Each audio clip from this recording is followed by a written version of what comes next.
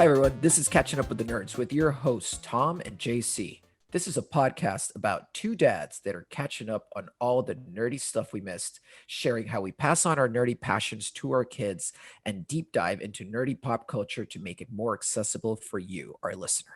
I'm one half of your podcast host. This is Juan Carlos Garay, but everybody calls me JC. I am currently in Portland, but am originally from Honduras. Before living in Portland, I was living in London where I met Tom. And before that, in the States. And before that, I was originally from Honduras, as mentioned. And I've got two lovely kids, an 11-year-old named Aiden, a 5-year-old named Arabelle, and I'm married to an amazing woman called Fiorella. We all call her Fio. And I am very much into graphic novels. That's kind of been my bag. And I love video games and movies and series and all things nerdy. And love to talk about it with Tom. Excellent. I am Tom Arnal. I'm the other half of the podcast. Originally from France, as you can hear, the thick accent coming through the microphone. Moved to the UK about 20 years ago, which is where we met. Not that long ago, about 10 years ago, I think, something like that. What else? I've got two lovely kids also. Emily, 11, who's the same age as Aiden. Make the connection there. And Louis, who's almost 4. I'm married to Elizabeth, who is also named Liz. I like the Queen. What else do I have? Who is also lovely, as she'll be listening to this. I'm very much into video games, retro gaming, all new, whatever. I play everything. I love comics, movies, the Marvel Universe, Batman. That's me. And a little bit of anime. We're doing our next episode in our mini series about games that will help your kids stop playing Fortnite, hopefully, and our recommendations of other games they could play that they can get into across all the various consoles. Today, we're talking about one that's near and dear to our heart, the Nintendo Switch, which we're both huge fans of. Yes. So we'll hit you up with some recommendations. So we'll get Tom to start off with his first recommendation for the Nintendo Switch. All right, then. I'm going to talk about today Luigi's Mansion 3. Such a good one. Which is an amazing game. And again, I would suggest you guys start with Luigi's Mansion 1 on the GameCube, but we're not going to go there. Enough talking about retro gaming. But okay, back to Luigi's Mansion 3. It picks up from... I think it's actually, you know what? There's no picking up anything. It's just again, the same. It's Nintendo, right? They just take the same game, copy and paste, and reskin everything, and just make, hey, look, it looks beautiful in HD. Cool. So it's the same storyline. You're playing as Luigi, who is Mario's brother. This time, it's not in a mansion. It's in a hotel, haunted hotel. And the goal of the game is the same thing. Mario's gone missing, and you gotta go and save him. Used to be princesses, now you gotta go and save Mario himself. So it's an action-adventure game. It's also puzzly, and it's a great one. It's kids-friendly. I think it's the vibe of it is leaning towards Halloween, obviously being about ghosts and haunted mansions / hotels, but it's not a scary one in any way, shape, or form. It's literally clean fun, clean scary fun, as in you can get your 5-6-year-old kid to play that, no problem at all. I think that the thing that also stood out for me was the music, because you do end up after a little bit, they're not overly produced soundtracks. They literally tunes that are in the background, sort of on a loop, but like those 30 seconds, minute loop. And after a while, you'll be humming. You're playing, and it's like, bum, bum, bum. You're like, oh, what's happening? And it's the tune of the game that is getting into your head. And I think that's a mark of a great, a great soundtrack for a game if you start humming without control. So should we be looking for like the techno remix of it, like at the rave coming up soon? There must be one somewhere on Spotify or iTunes. Because they've done that for a ton of Mario songs, Mario scores for the games. They end up at like some sort of like EDM song somewhere. But to be fair, our intro music is very much leaning on the Super Mario's vibe. It's not something that was created, you know, out of Yeah. nowhere. That was heavily influenced by that.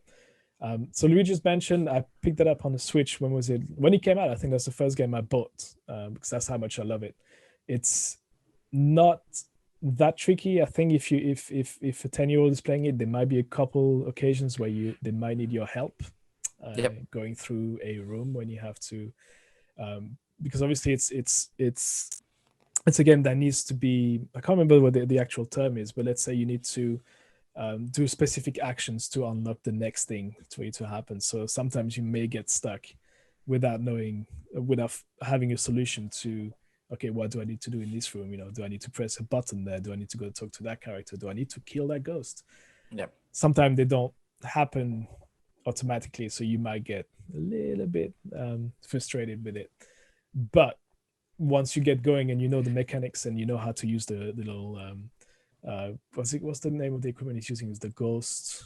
I can't remember. It's sucking up ghosts and stuff like that. So Yeah. it's quite interesting. It's like a little vacuum It's a that you use, vacuum. right? Yeah, I can't Yeah. remember. It's like there's a specific name for it. But once you know how to use that and you know how to use it to your advantage within the level, within the chapter of the game, that opens up a whole new level of gameplay.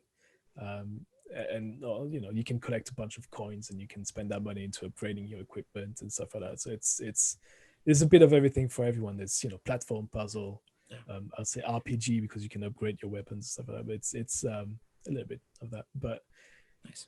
it's a great game. It's a great Yeah. series. The first one on GameCube is amazing. The second one, which is I think I can't remember where it came out on. I think it's on the Wii, Nintendo Wii. I guess it came out. Yep.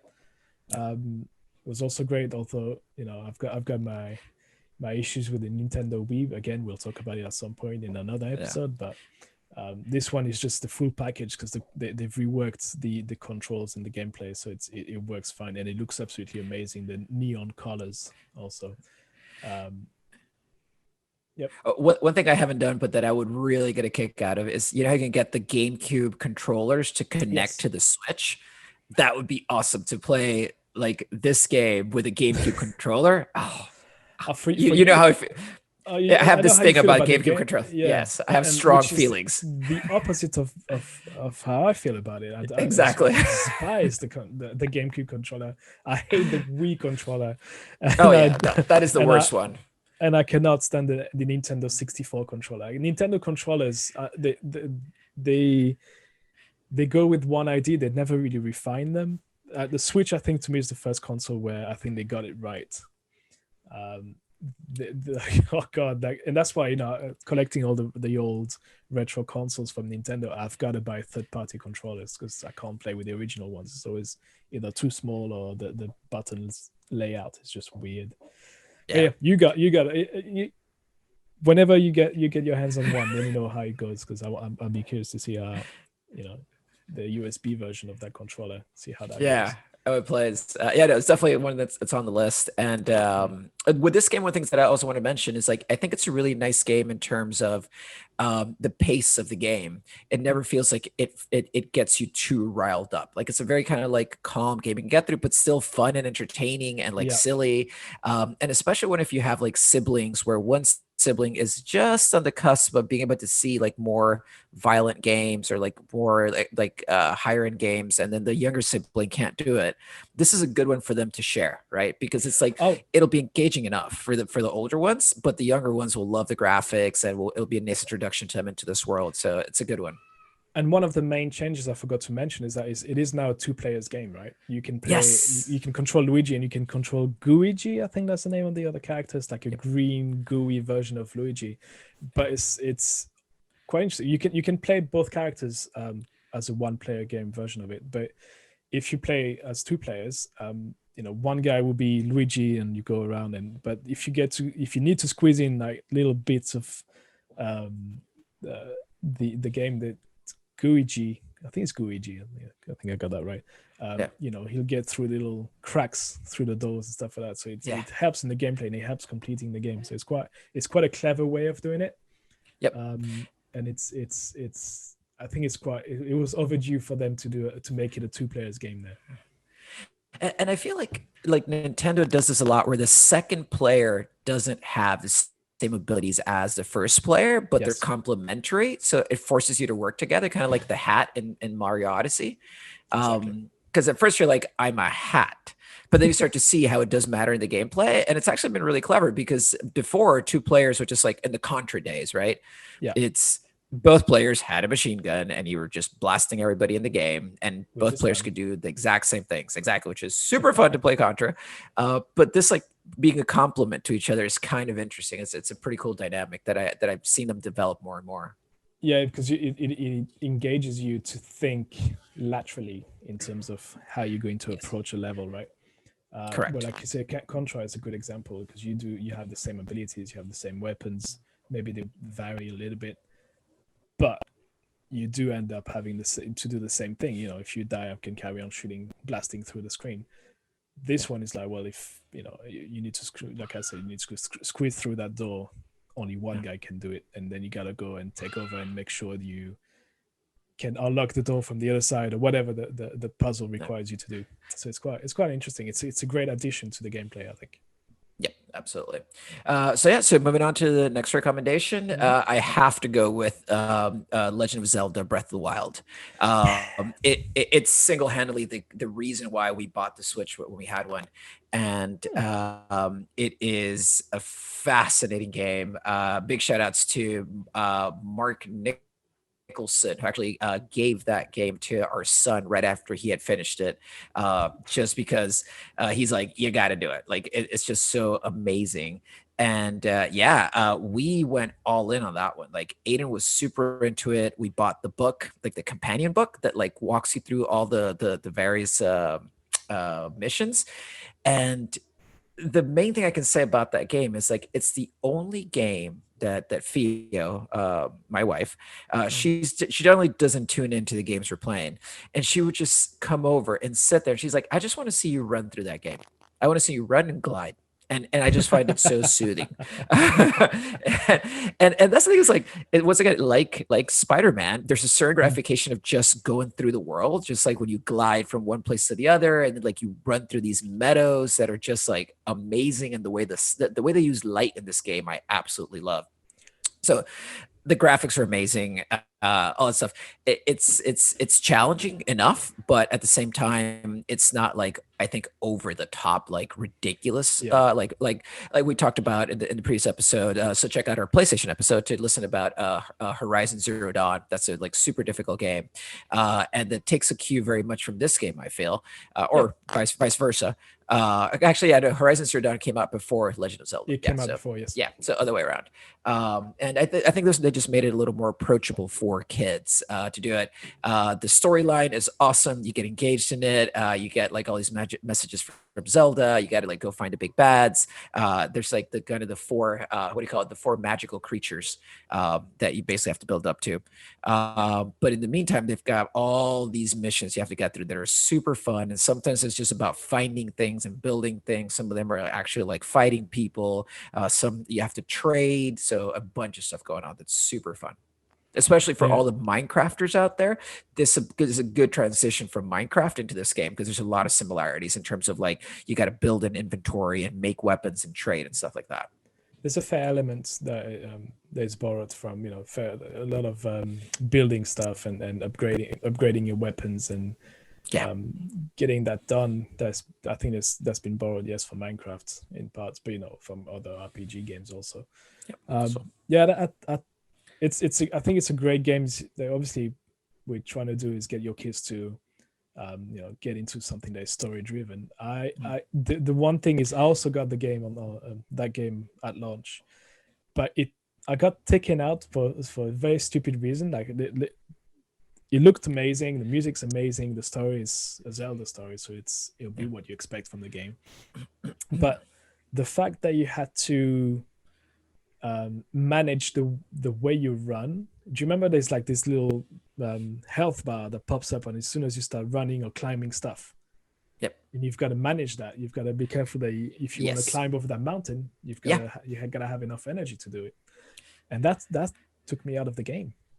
Oh, It's really? just weird. It's like I was like, I love many things about the game, but then when I got to play this, and I was like, I want to go up right at the top of this mountain, like at the start of it, right? You Yeah. don't have any, much skills and stuff like that, but it was like, I want to go up to the top. And like suddenly you start climbing, and you see a little energy bar that's going down and down and down every time you raise one arm and grab Yeah. something. I'm like, I don't want to have to think about this. I don't want this to be part of the game. Just want to, if I want to climb something, I will climb. Like it'd be like, we keep going back to Spider-Man, but Spider-Man, you go up a True. building, you get a top, and then you go where you want to go, and that's fine.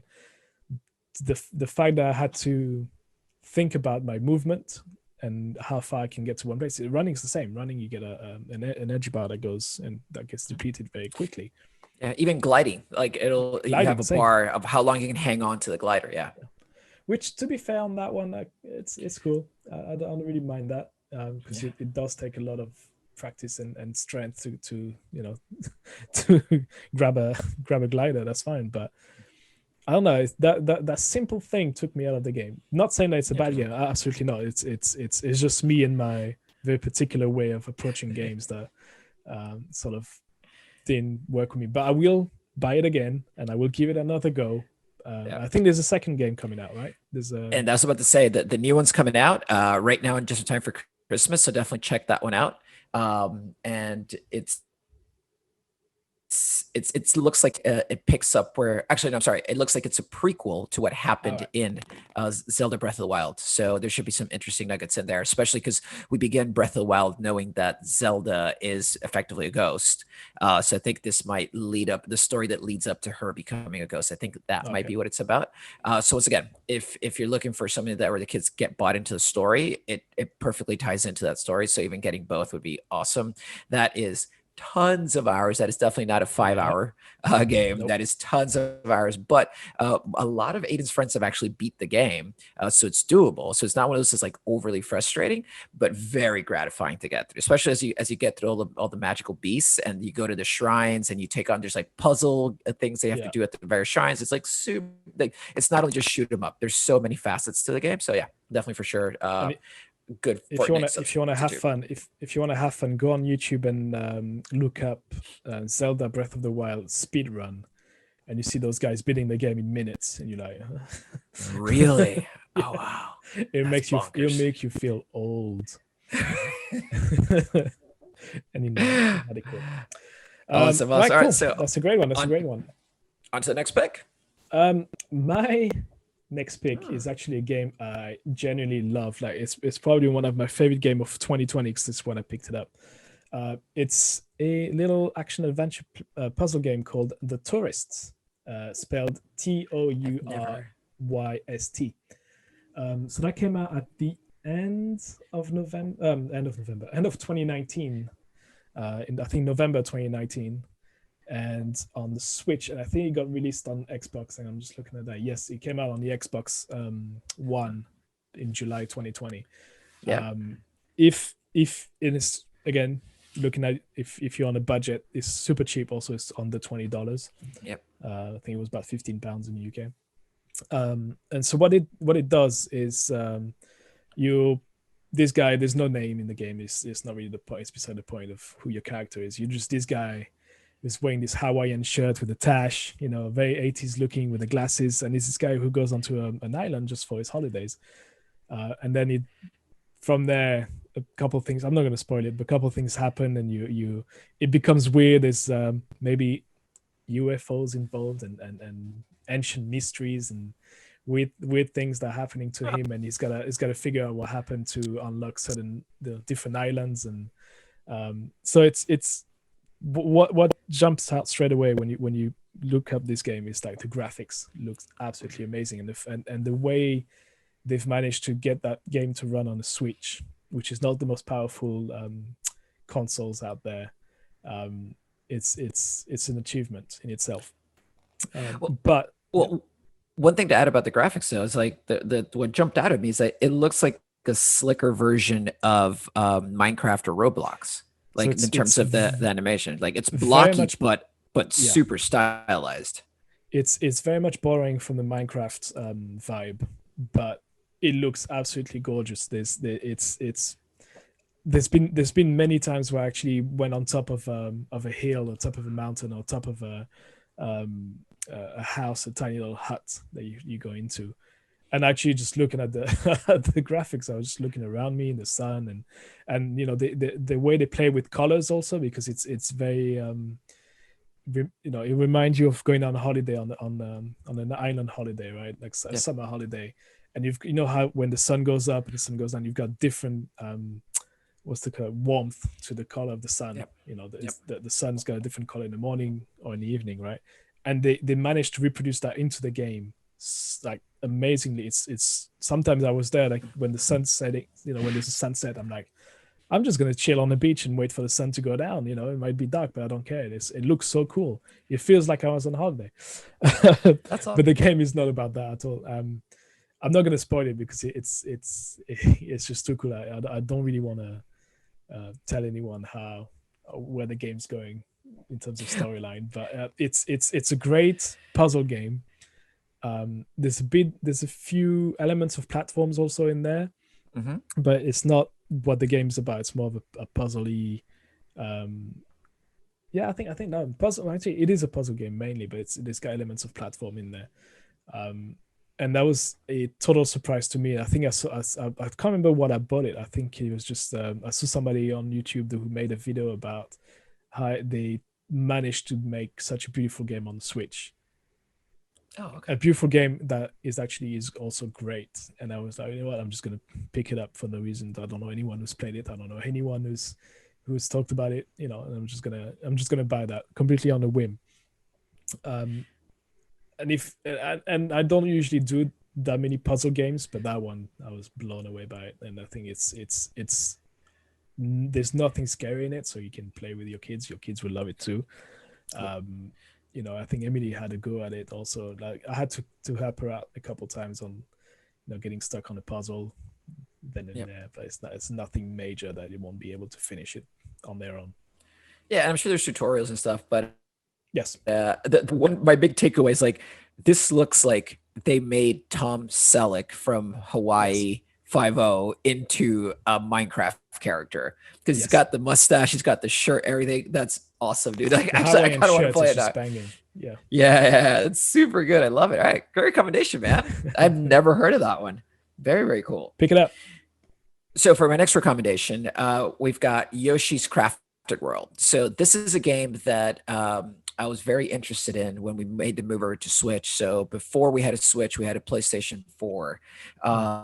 And we used to play the Sackboy game, Little Big World, Little Big Planet, sorry, on PlayStation all the time. And it felt like this was Nintendo's answer to that. It has like similar dynamics in that you're in this world that feels like it's made from like scraps of things you would do to make art and stuff like that.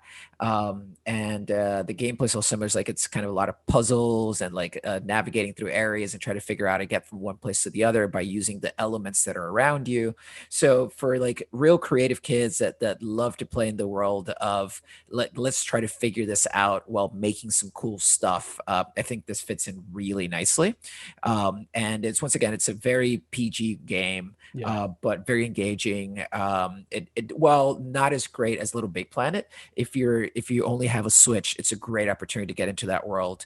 So it's kind of like taking some elements of Minecraft of like you're building things, but putting them into an ongoing story that kind of sees you through for a few hours. Once again, while not the most difficult game in the world, it's certainly not easy for sure. And it's just super fun. I enjoyed playing it.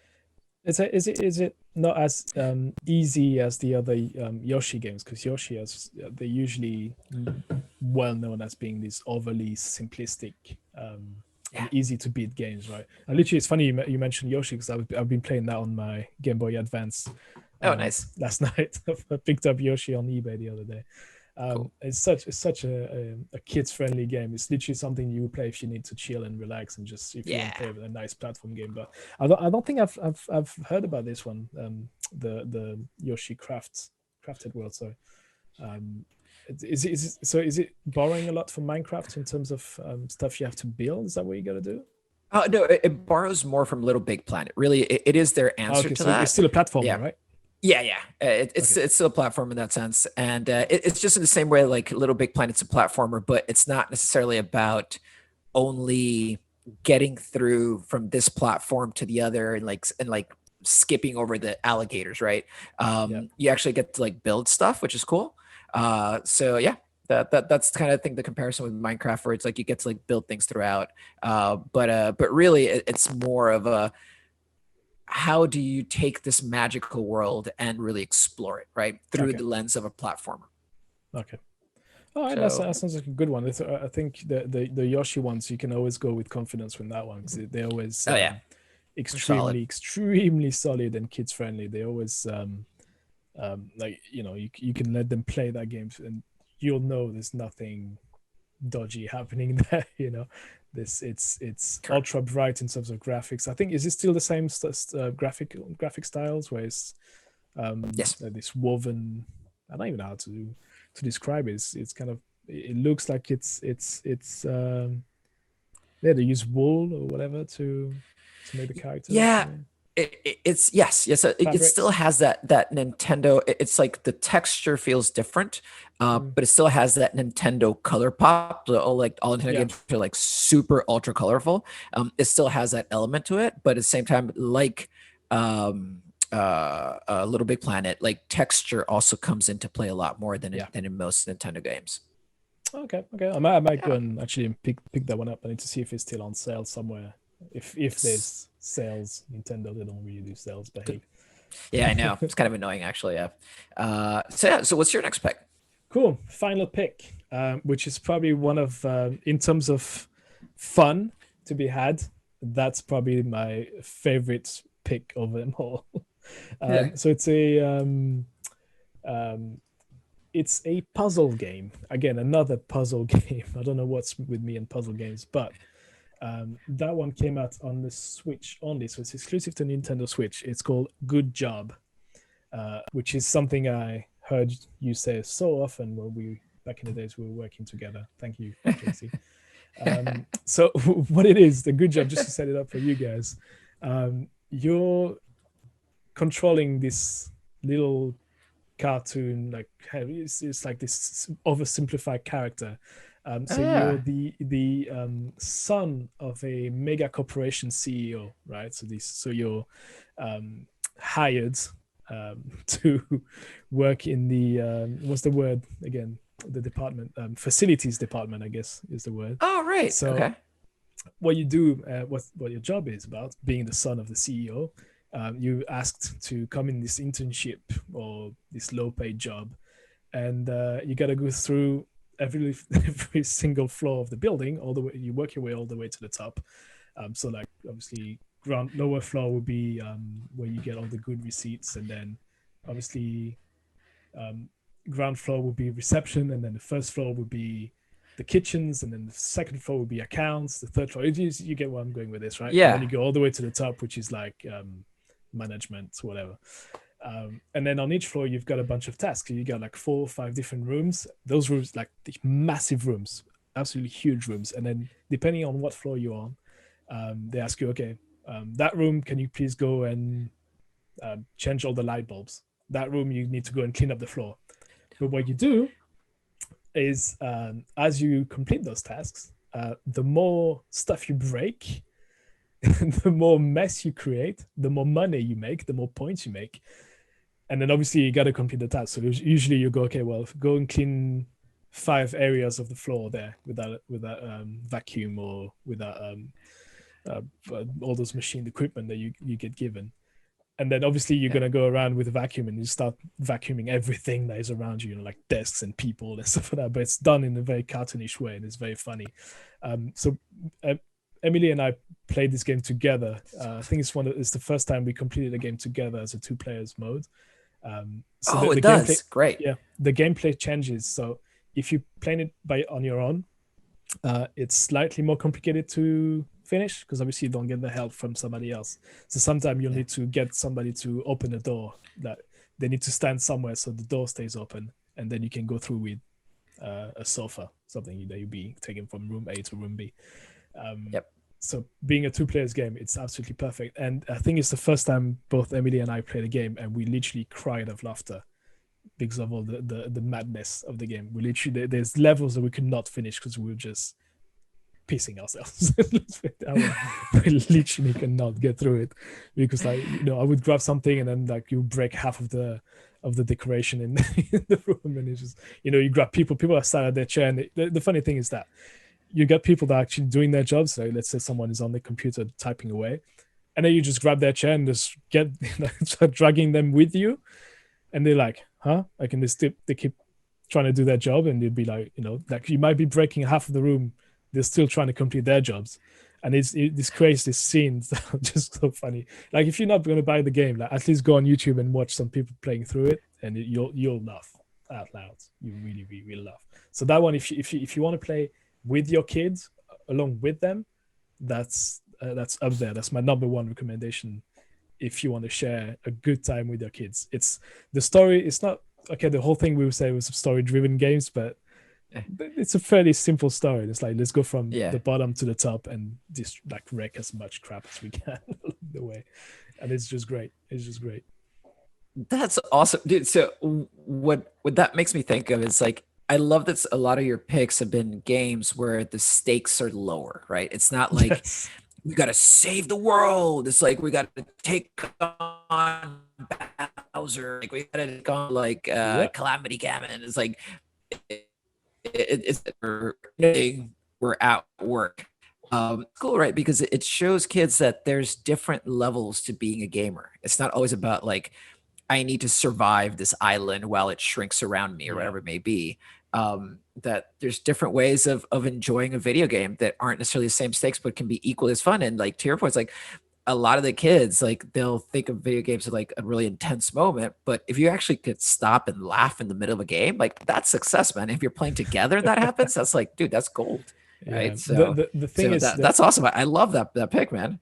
There's something I've come to realize is that I love the games that somehow the settings and the basics is granted towards reality. Like, that's why I like Spider-Man, because you're in New York, it's a real place, and that's why I like the Tourist, because Tourist is something that if you're lucky enough to have gone on a beach holiday, you can relate to that. Then it goes into the extraordinary, but the principles of it, the basis of it, is a holiday. Yeah.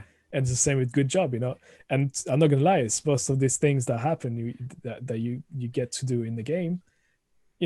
When I'm working through the office, like multiple offices I've worked in, like, I'm thinking, like, what would happen? It would be so funny if this happened, and now you can do it in the game. And it's like, I think that's where it's based in reality. The premises of it is based in reality, and I think that's why I love that one. That's awesome. So you can tell your kids, let's go to work together.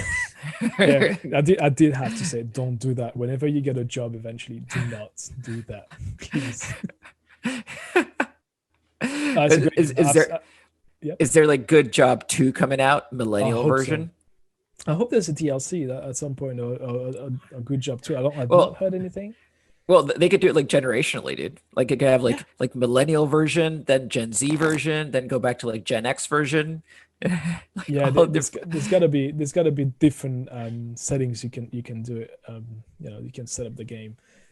To be fair, it came out this year, like I said, so it's a fairly new game, so it's not something I would think they would have thought about getting a second one out just yet. But DLC, that would be great. I would definitely buy that again. Nice. Okay, so leads it to kind of the final recommendation. I'm gonna break the mold a little bit, and this necessarily won't be a story-driven game, but it's just a game that we got tons of hours of fun, and it is Rocket League. For anybody that's not familiar with it, Rocket League is basically soccer with cars and a giant ball, and it sounds so dumb. It sounds like it should suck on every level. No, and it sounds as awesome as you said it. It is so much fun, dude. So you basically start on either side of a pitch, and you're a car, and you accelerate towards this like gigantic oversized soccer ball. Then you try to like basically ram your car into it to get the ball to like fly over the other direction. The physics are like good enough to like make it feel interesting, but they're not great, I would say. But it's not really about like reality with that game. It's like you go in the car, you chase after the ball to try to knock it into the goal. There's no goal, it's just a big open goal, but you can like go up the car and the side of the walls, and there's this amazing mode where you play against the other player, and you can do like either 1v1, 2v2, 3v3. You can play on the same team, opposite teams, so it's a great time to like hang out together. But they've got this really silly mode where all the cars get like supercharged weapons and stuff. And one is like a bunch of spikes that come out of your car. You basically have to get close to the ball so it gets caught in the spikes, and then you just like run it into the goal. Or there's like a boxing glove that looks like it should be like in the Looney Tunes cartoon that comes out of your car, and you like punch the ball into the goal. All these things that are super fun, and there's all these different formats of the game. Just about the only format I didn't like was there's this weird basketball format. Oh no, But the all basketball this one is no. So yeah, I would definitely recommend this game in terms of spending time together with your kids to play. It's just really easy to get into. It's not like for some people, for some of us, that I do have my moments where like too many buttons or control can get a little intimidating. It's good old fashioned button mashing fun. It's like you just got to accelerate and hit the ball, and then it's surprising how long you can play it and have fun doing it. And the ones stakes are low. There's just a nice time to be able to spend time with your kids. If you're like a type of parent, like I'm not going to play Fortnite with my kids, I just want to play something with them. There's just the two of us. It's a great way of doing it. And you can play online as well. If kids want to play with their friends, you can definitely play online with it. Can't say enough of the game. It's super fun. Yeah, it's one of the surprise game I think that came out. Yeah. There's a documentary I watched about independent gaming producers. Is that a word? Or Yeah. game Developers. That's the word I was looking for. And I think that game was in the work for a long time, and they went back and forth with what the game should be, and then they eventually landed on, let's do a football game, what's a soccer game with cars. Yeah. That's literally like the way you described it is like that's it. That's the whole thing. And it's a simple idea, but it's a great idea. It worked well. And I think that was a surprise hit, I think, on the PlayStation Plus. I think when they gave it away for free on PlayStation Plus last year, it was one of the most downloaded game for a while from PlayStation Plus. I think that got beaten by, what's the latest? Fallout? Is it Fallout guy? Fall Guy? Fall Guy, I think, is the new one, the new online sensation these days. But yeah, it's a whole lot of fun. There's the possibility, if you want to go that way, if you want to go down that route, there's a possibility of buying a whole bunch of different cars. There's the Back to the Future car, the A-Team car is available, the Batmobile. Yeah, you gotta spend the cash, so it's not free. Yes. But even if you don't get the cars, it's super fun. Like we never got into that conversation of buying cars because you're just playing over and over, and it's super fun. It's really, if you want to push it, if you want to unlock a bunch of stuff. But yeah, if you're a massive fan of me, like the Batmobile, you can go and get it. Yes, that's fine. Exactly. It gets us to a point where like it's an option to like just spend time together, right? It's like there's a bunch of story-driven stuff that you can do, but also if you want to just hang out in town, it's like super easy way to get into it. Easy, like learning curve, won't be hard for parents to learn how to play it and stuff, and for kids for sure they'll get it in 2 seconds. So same, this is one of the games that when kids would come over and they have very different tastes in game, they would somehow gravitate to this game as well and play together, and it just always worked. Cool. So I think that gets us to the end of our recommendations.